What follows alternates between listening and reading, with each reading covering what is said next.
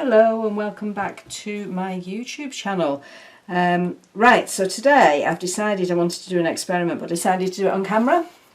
So previously I've done videos relating to gel press, and I've also done videos relating to using alcohol inks on gel presses, but whenever I've done the pull I've put a white or another colour behind the alcohol inks. You always get that milkiness behind.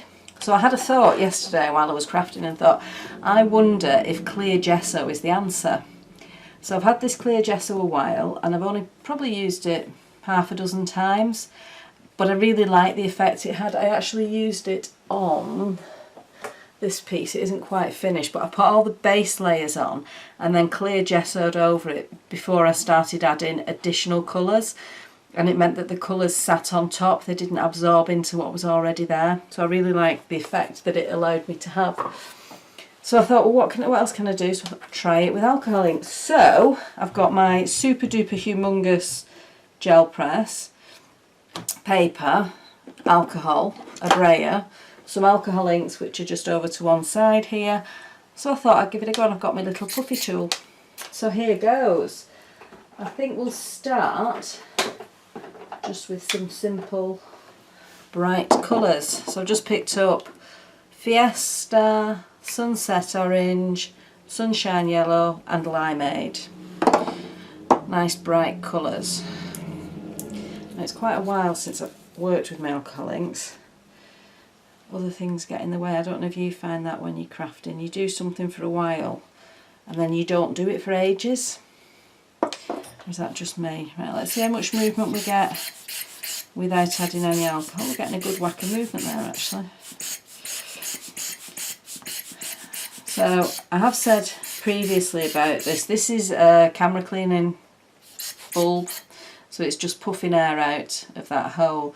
Tim Holtz does do a puff thing, and he's been quite careful in the design of it, specifically making it useful for use with his alcohol inks. But this was about £5 or £6, and I think his is about £15, £14–15. So I thought I'd try this, because if it didn't work I'd just use it with my camera anyway. And it works fine. So I haven't invested in the Tim Holtz one, so I'm just putting down little bits of alcohol ink and squirting them around. So this is just going to be the first trial with this. I've been very well behaved and actually putting the lids back on my alcohol inks. Not like me at all. I'm thinking we're looking a bit rainbowy, so I might have to get some blues in there as well. Oh, I've got a nice cobalt blue. All the alcohol inks I own are Ranger bar one. The only one that isn't is this Pinata one, which is a white one, and I've never used it. Or I may have used it once actually. I can't quite remember. There's the cobalt blue. It's a nice bright blue, this one. So with alcohol ink, the idea is that the alcohol evaporates and the ink becomes fixed. So when you're using it on here and you're puffing air over it, you're aiding the evaporation. So it's going to get dry, but you want it to be really dry. So I'm just going to do some extra puffs just to make sure it's totally dry before I put on my clear gesso, because I don't want the gesso to pick up any of the colour if I can avoid it, or as little as possible. Oh, there's still some movement there. Let's blow it around. Apologies for the squeak. I've got a squeaky bowl. Who knew? Right, so I'm going to apply the gesso using a brayer, and that's just so that I get an even coverage. Now I've not done this on the gel press before. This is completely new to me, so I don't know whether it will be successful, but all we can do is try. You live and you learn. As always, when you're using alcohol inks, you want to do little short rolls with your brayer initially, so that you're getting the whole of the brayer covered in whatever substrate you're rolling. Substrate, no, medium you're rolling. Sorry, getting my words confuddled. So, right, that's covered. Pop that down. And let's just pop a sheet of card on top and see what we get. I hope this works. If it does, it's going to make things very interesting. So I'm just putting lots of pressure on here. I'm hoping that with having the clear gesso we might get more vibrancy to the colour. I don't know, we'll see. You ready? Ooh. Okay, first pull. It has brought up the colour. It's picked up, now I don't know if that's off my brayer that we've got some yellow in the background, or if it's that it's picked up some of the ink. But I'm actually going to do a second pull. But I quite like the look of that, but I'm going to do a second pull. I'm just going to give my brayer a bit of a clean. Let me get my raggy, a squirty bottle. Just give it a little bit of a clean. I do try and be stringent with my brayers and say this one's just for alcohol ink, this one's just for acrylic. But unfortunately, I just pick up whatever's there. Right, so that's a little bit cleaner. So anything that comes off now is coming off the alcohol. But in theory, because it's going to be a second pull, all the loose ink is gone. You can see there's still a little bit of colour change there. I think it is coming off, particularly the yellow. Right, so we have a nice even covering of the gesso. Let's see what comes off this time.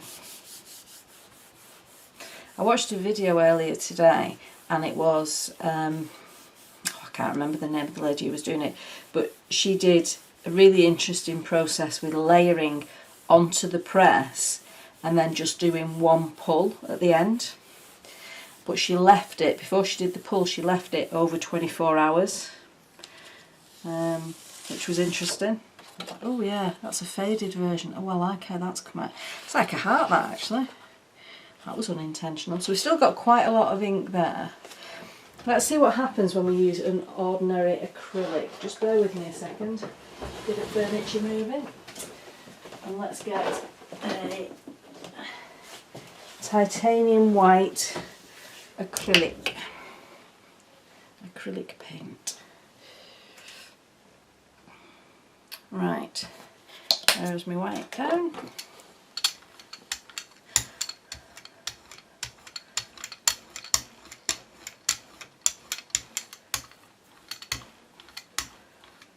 Right, make sure we cover it all. Looks completely different when you use it with the white, doesn't it?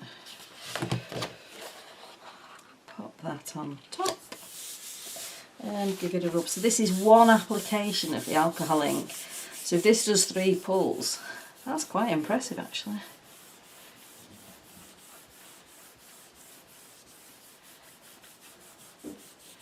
Alright, let's have a look what we've got. Oh, I like that one as well. There's some interesting stuff coming off here. You can see, again, we've still got some colour, so the plate is still giving up the alcohol ink, which is interesting. Right, this time I'm going to add some more colours. I'm just going to stick to the same colours because they're nice and vibrant. Now what I'm thinking with this one is that because I am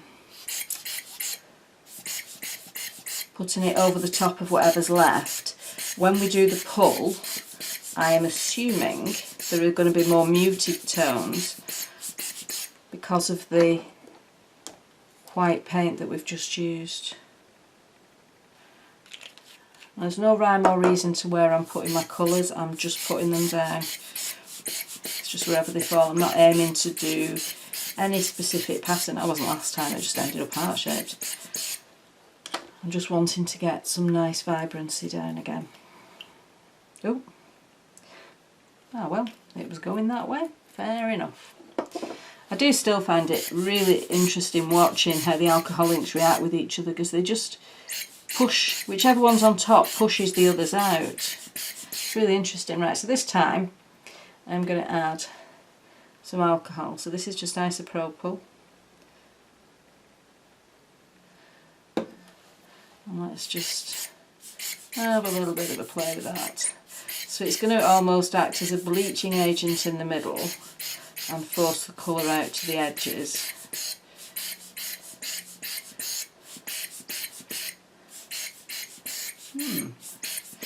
Looking interesting.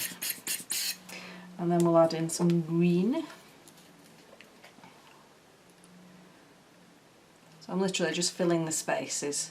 I'm not being overly worried. Oh, we're ending up with brown. So that just shows you there's some other colours left on, because the green is mixing with whatever's there and has turned brown. Interesting.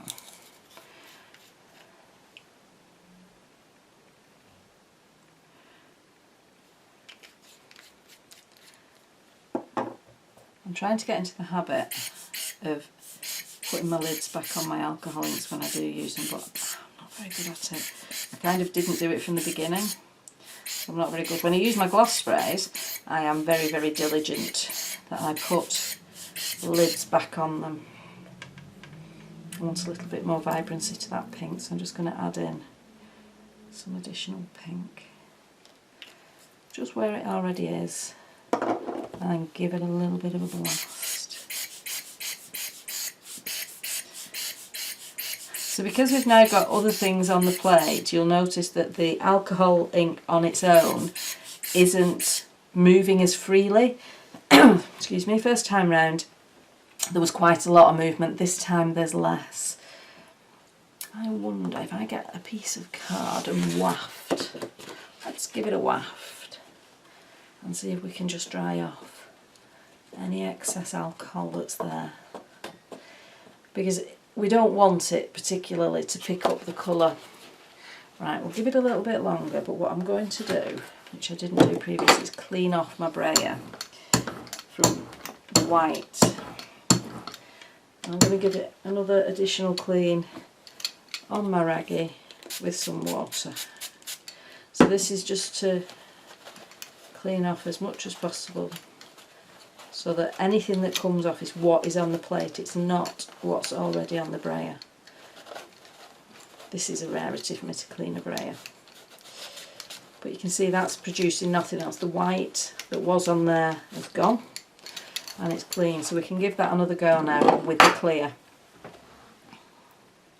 Oh, it's still a little bit damp. Let's do a bit more blowing, see if we can actually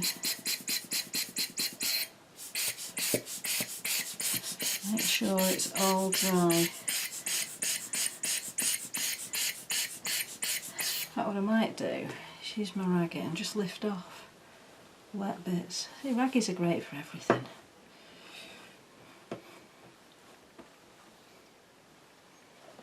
Okay, there's a little bit there. I think that looks pretty dry. So, now we need to pop, we're going back to the clear gesso. So gesso is your base layer. It's your unification product. So if you put lots of things onto something, and the plastics and wood and card and paper, some are painted, some aren't, and then you put gesso over them, they will react to whatever you then put on top in the same way, which is the miracle that is gesso. And clear gesso, it's kind of like a whole new thing where you can see on here, this bit is what I've just cleaned off here, so some of the pinks are coming off onto here, so we're probably going to get a bit of a pink hue to the background again. So yeah, gesso is brilliant for just unifying whatever surface you're then wanting to work on. So say you did a mixed media piece and you used plastics and woods and cardboards and things to add lots of texture, even using texture pastes, what you can then do is gesso over the top of it before you can spray it with different inks, and then they will all react in the same way to the inks. I like it, but it's not what I'm wanting to happen. So I'm not sure that the clear gesso is the way to go. Let's go back to the white one. Clean this one off and we'll do one more try, just using the white instead of the clear with fresh ink. So you can see when you don't do the shorter rolls beforehand, you get a blob of colour. A bit too much on there, so I'll just brayer some off and go over it again. So you want it thick enough to show coverage, but thin enough to still be able to see what it is that's underneath, and that'll help you to get a decent pull. Right, let's do this one again. So these pieces, if I like them, which are the first couple, the heart-shaped ones I really like, and I think they'd probably be standalone pieces, just with some little bits added onto them. But the other pieces, the last piece that I've just pulled, so this one here, I think that needs more work to it. So I can add in watercolours, I can add in gouache, I can use pens to outline it, to sort of highlight flowers on it and things, just to make it into something. Or I can use it as a base layer and add on lots of other layers on top using the gel press. So if you're not keen on a piece, don't panic about it. Yeah, you get a lot more vibrancy. What I've noticed is the yellow always stains the gel press, but you get more vibrancy with the white. I'm assuming that is because of the way the white reacts with light, and that's why you're getting the extra vibrancy. Right, I'll put down some blue. That was a lot more than intended, but not to worry. Spread it out a little bit. So we're getting some greens now because there's still some yellow on here. My small, really small, 6x6 gel press looks like it's had a smoking habit for quite some time. It looks very nicotine stained, and it's because I used yellow alcohol ink on it. Oh, I like this because it's actually coming out orange with the yellow as well. So with the mix of colours, if you think back to how colours react with each other, we've got green going on here because of the blue and the yellow. We've got orange because of the pink and the yellow. We've got a little bit of purple in the middle where the blue and the pink have gotten together. So I've only put down 2 new colours, but we've got 4 colours. 5 colours. 1, 2, 3, 4. 1, 2, 3, 4, 5, 6 colours. And I've only put 2 down.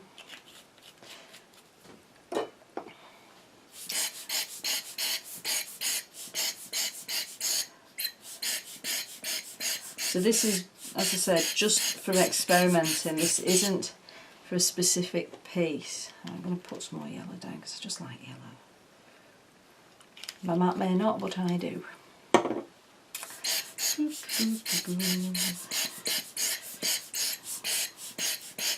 don't know what it is about yellow. I've noticed that my yellow painting, my gloss sprays, has gone a lot quicker as well. I must have a bit of a thing. Do we want green? Yeah, it's a nice bright green, this. Let's add on a bit of green. See if we can keep it green this time instead of it turning muddy. So we're going to put it away from other colours.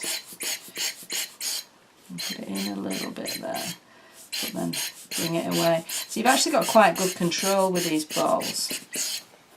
They're quite helpful. So remember, this time what we're going to do is try it with just using white gesso and do a direct comparison of first pull with white gesso versus first pull with clear gesso. Right, what I am going to do is just use my raggy and take up any obvious big bits. The other thing that this does is add texture, which is always good. But I'm only doing this to save time while we're on the video. Ordinarily I would leave it to dry, make sure it was fully dry before I started to lift. Okay. Let's give that a little bit of a spread. So again, going in, starting with the small ones until there. My roller's now completely coated with the white, and now I can do full rolls. And you'll get to learn your own paints and your own brayer and your own gel press, because the way that it reacts is going to be dependent on how hot the room is, how humid the environment is, what paint you're using. Is it heavy body? Is it more pourable? Is it, you know, how thick is it? What quality is it? I'm not that fussed about which quality it is, but I know which of my paints are going to react in which ways just because I've tried them. And the best thing you can do if you get a gel press is just give it a go. And it's just really good fun. You end up with loads and loads of different prints and your room ends up covered. But that's half the fun. Right, so this is first pull using just white on top of alcohol inks. You get much more vibrancy. So this is the difference. So I think I've answered the question that I had in my head. If you want muted tones, then use the clear gesso. It's got lovely muted tones in it. I like it, and I particularly like the first one that I did, which was this one, because it's muted, but I like the shape of it. I like the fact that it's kind of heart shaped stroke the shape of Africa. You know, it's a nice look. But if you want the vibrancy is given. As I say, I'm thinking it's to do with the way that the white then reflects up through the paint, because this was a second pull from this one. So they're the same, but that's a second pull using white and that's a first pull using clear. And this is much more vibrant. So I think, in answer to my question, because I like vibrancy, I'm going to be going for white as my pull paint when I'm using alcohol inks. So there you go, that was just a little experiment I wanted to do and I thought I would do it on camera. I hope you found that interesting. Please check out my other videos and have a look at me on Facebook at Angie B Cards and Crafts. Have a look at me on Instagram, Angie Mary B. Click the subscribe button, click the bell so you get notified when I put a video up, and hopefully I'll see you again soon. Thank you, bye.